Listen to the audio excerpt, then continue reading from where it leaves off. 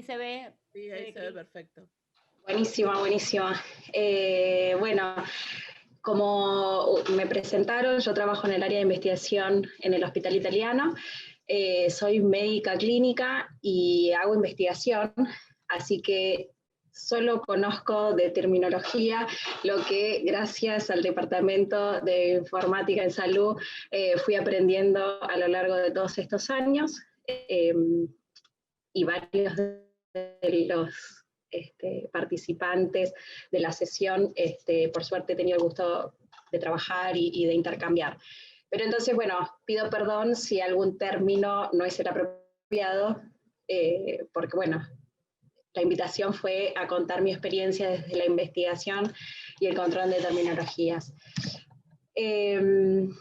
Cuando pensé entonces en qué transmitir como experiencia, a mí bueno, estando en el Hospital Italiano, uno respira historia clínica electrónica, uno respira historia por problemas, términos, árboles de terminología.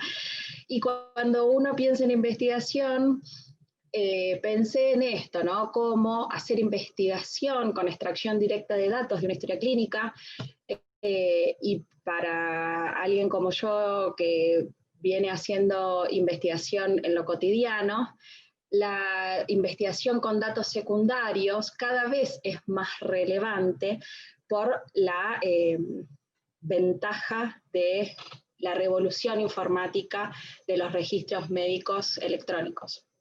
Y por otro lado, y esto es algo que nos enseñó el doctor Luna, cómo la investigación debe poder integrar la información recolectada primaria en las investigaciones a la historia clínica. Entonces, por eso un poquito puse en esta diapositiva cómo en realidad la interacción entre la investigación y los datos en una historia clínica electrónica deben poder hablarse, deben poder mejorar uno al otro. Entonces, en esta diapo puse ejemplos de algunas de las investigaciones que fuimos llevando a cabo y voy a profundizar en una, pero fíjense cómo la lista de problemas que ustedes ven a la derecha de la pantalla está remarcada trombosis venosa. Nosotros hace mucho tiempo tenemos un registro de enfermedad trombólica en el Hospital Italiano que alimenta a su vez los términos de problema, porque si nosotros detectábamos por la realización de un estudio digamos, el evento enfermedad tromboembólica, esto, a medida que fuimos perfeccionando el sistema, podía también alimentar la lista de problemas de los pacientes, que por alguna razón pudiera no haber estado consignado como problema y sí por el diagnóstico en algún estudio, por ejemplo. Otro ejemplo de investigación con extracción primaria, extracción secundaria de datos, lo es, como ven abajo en el gráfico, una tabla de laboratorios, que si uno quisiera investigar, probablemente sea mucho más eficiente tomar los datos de laboratorio en base a los criterios de búsqueda que uno decida como investigador, de un repositorio de altísima calidad como es una base automática de laboratorio. Y por otro lado, la potencialidad de lo que es las indicaciones médicas o los consumos de los pacientes. Entonces, introduciendo un poquito la investigación que hoy quería contar, digamos, en esta sesión, tiene que ver con la interacción de medicamentos y la fractura de cadera en adultos mayores. Esta es una investigación que estamos llevando a cabo actualmente, pero que, bueno, la vida hace que hace bastante tiempo que estamos trabajando en esto. La idea es que muchos fármacos se conocen como que aumentan el riesgo en el anciano de fracturarse la cadera. distintos mecanismos de acción farmacológica, algunos porque aumentan las caídas, otro porque alteran la mineralización ósea, otro por interacciones entre medicamentos que consume el anciano, etc. Lo cierto es que hay muchos estudios que identifican grupos de fármacos, por ejemplo, los antihipertensivos asocian a mayor frecuencia de fractura de cadera, los antipsicóticos, etc. Pero había poca información en la literatura acerca de cómo el paciente que toma antihipertensivos y que toma antipsicóticos, medicaciones altamente indicadas o antidepresivos o algún fármaco que afecte el sistema nervioso central directamente, cómo es el riesgo de sufrir una fractura de cadera. Eso fue lo que motivó la investigación. Para eso entonces, contar que en el hospital, así como contaba lo de enfermedad tromboembólica, también existe un registro institucional de ancianos con fractura de cadera. La terminología nos acompaña desde el momento cero, desde que nosotros identificamos al paciente al que se le asigna un problema nuevo en la historia clínica, que sea fractura de cadera.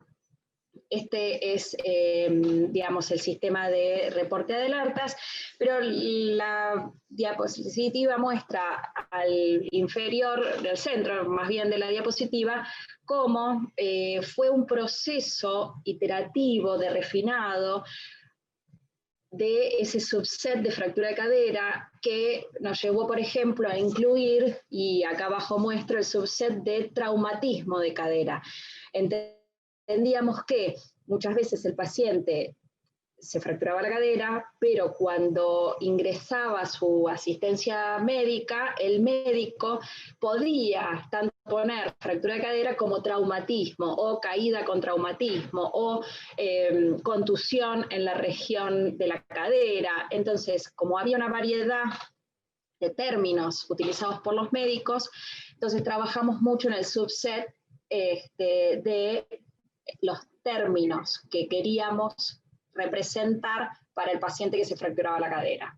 Luego entonces, ustedes ven, ese paciente con su fractura de cadera era incluido, obviamente mediante el proceso de consentimiento informado, en el registro y tenía una evaluación clínica prospectiva.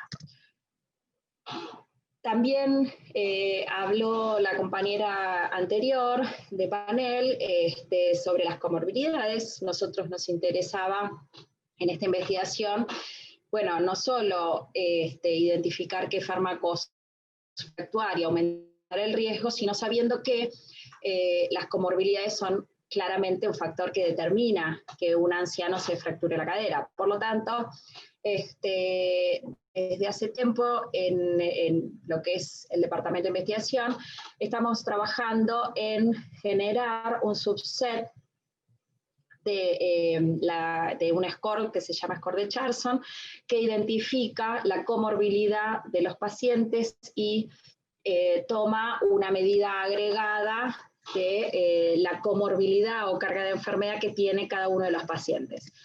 Para esto, otra vez, generamos un subset que agrupaba de alguna manera las distintas comorbilidades